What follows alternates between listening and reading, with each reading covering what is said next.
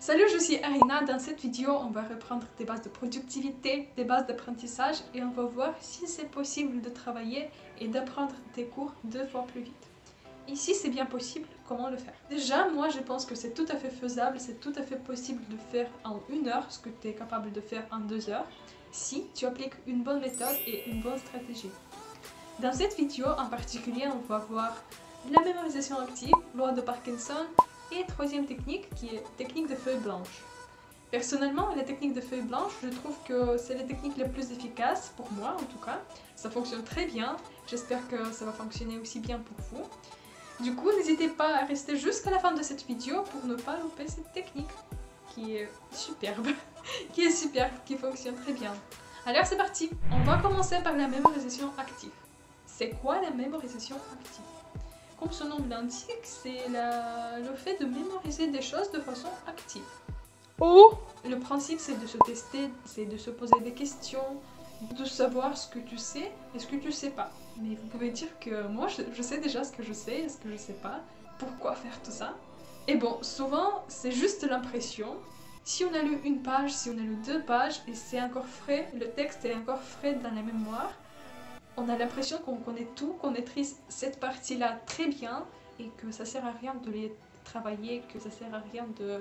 Bon, on sait tout, quoi on peut faire avec ça. Mais malheureusement, c'est juste une impression. Ça veut dire que dans un jour, dans 2 jours, peut-être tu vas l'oublier tout simplement.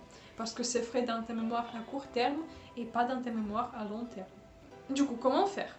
Quand tu lis quelque chose, pose-toi des questions. Tu lis une phrase et demande-toi, c'était quoi cette phrase? Qu'est-ce que je viens de lire là? C'est quoi ce mot? C'est quoi ce problème? Ça signifie quoi? Et après, pourquoi c'est comme ça? Pourquoi c'est pas comme ça?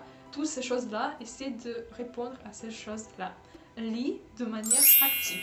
Déjà, la lecture, c'est la manière passive de faire les choses, mais essaie de faire de sorte que ça devient actif. Essaie de participer, essaie de discuter dans ta tête toutes les choses que tu as vues, toutes les choses que tu lis. Et après, si tu trouves une phrase qui te paraît assez intéressante, et peut-être ça peut tomber à l'examen, note-le, sinon tu vas l'oublier, sinon tu vas la jamais trouver. Ou bien tu peux faire des flashcards. Des flashcards sont des petites cartes comme ça, je le fais en carton ou bon, c'est bout de papier. D'un côté tu écris le terme, le nom de principe, et de l'autre côté tu donnes l'explication, tu donnes la définition, tu expliques ce principe. Et après, tu peux mettre ça quelque part de ton appart, sur les étagères, de façon que tu croises ça plus ou moins régulièrement.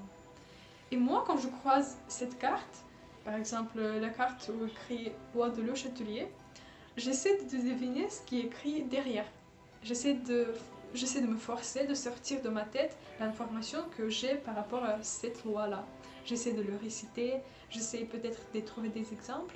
Du coup, j'essaie de deviner le côté qui est là, derrière.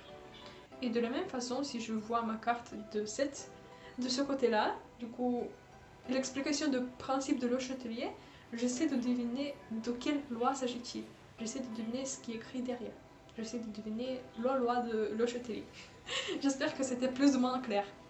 Voilà, des flashcards. Alors, pour résumer, si tu veux retenir quelque chose à long terme, pose-toi des questions et note-le. Voilà, c'était ça. Maintenant, on va passer à la loi de Parkinson. Cette loi, elle est assez simple. Plus tu disposes de temps, plus tu vas prendre du temps. Plus tu as le temps, plus tu traînes la patte. C'est aussi simple que ça. Du coup, fixe-toi des délais courts. Et les délais qui sont énormes, c'est pas forcément quelque chose de bien pour toi. Parce que tu vas voir que tu as beaucoup de temps devant toi. Tu vas faire de sorte que tu étales la même quantité de travail sur une période qui est énorme. Tu vas travailler beaucoup plus lentement, tu vas peut-être se poser beaucoup de questions, tu vas te douter de tout ce que tu fais, tu vas le retravailler, tu vas trouver quelque chose pas assez bien, et voilà, c'est pas très productif. Si tu as 4 heures pour faire quelque chose, fais ça en sorte de finir ça après 2 heures, du coup raccourcis le délai. Bien sûr, il y a des choses où c'est pas vraiment applicable, bien sûr, il y a des choses où on peut pas fixer des délais courts, parce que sinon tu vas être trop stressé, après ça va conduire à burn-out, tu vas être démotivé, du coup la démotivation, décrochage, tout ce qui suit. Ça on évite, ça on veut pas. Mais vraiment une chose que tu peux faire dans tous les cas, ça fonctionne dans tous les cas, c'est avant de faire une tâche, il faut estimer le temps nécessaire pour le faire. Ni plus, ni moins. Le temps juste nécessaire. Et là on arrive à la troisième technique qui est celle de feuille blanche.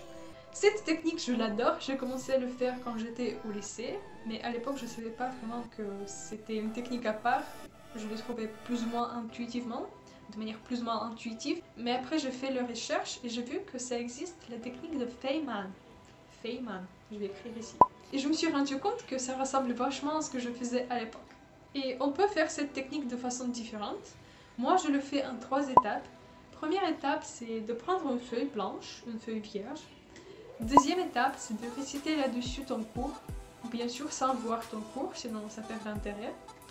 Du coup, il faut vraiment réciter ton cours, il faut sortir toutes les définitions, tous les termes utilisés, toutes les lois, tout ce que tu as retenu en ton cours.